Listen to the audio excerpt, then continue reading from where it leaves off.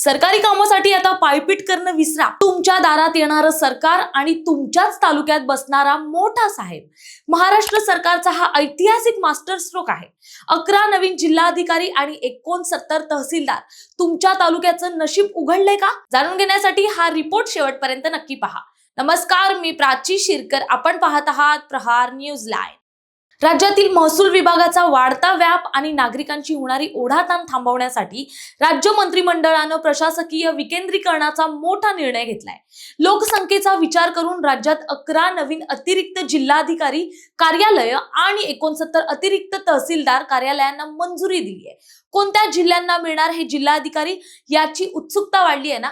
थांबा. पुणे विभागात बारामती, फलटण आणि पंढरपूरला नवी कार्यालय मिळतील. कोकणात कल्याण आणि दापोली, नाशिकमध्ये 40 गाव, तर संभाजीनगर विभागात किनवटला बळ मिळणार आहे. विदर्भात अचलपूर, पुसद, खामगाव आणि नागपुरातील कळमेश्वरचा समावेश असेल.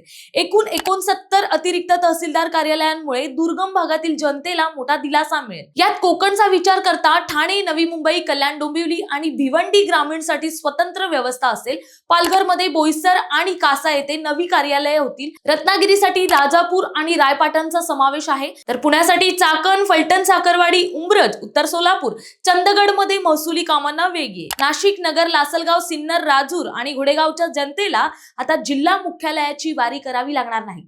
त्याचबरोबर मराठवाडा, विदर्भचा विचार करता सिल्लोड, नेकनूर, तामसा, बुटीबोरी आणि गडचिरोलीतील दुर्गम भागातही आता थेट प्रशासकीय यंत्रणा पोहोचणार आहे.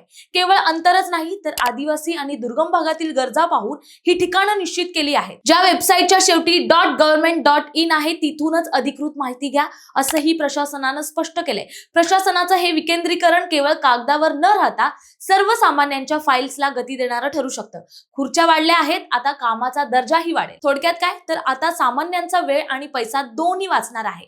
माहिती आवडली असेल तर कमेंट्स मध्ये नक्की कळवा आणि अशाच नवनवीन माहिती पाहण्यासाठी प्रहार न्यूज लाईव्ह चॅनलला लाईक, शेअर आणि सबस्क्राईब करायला विसरू नका. धन्यवाद.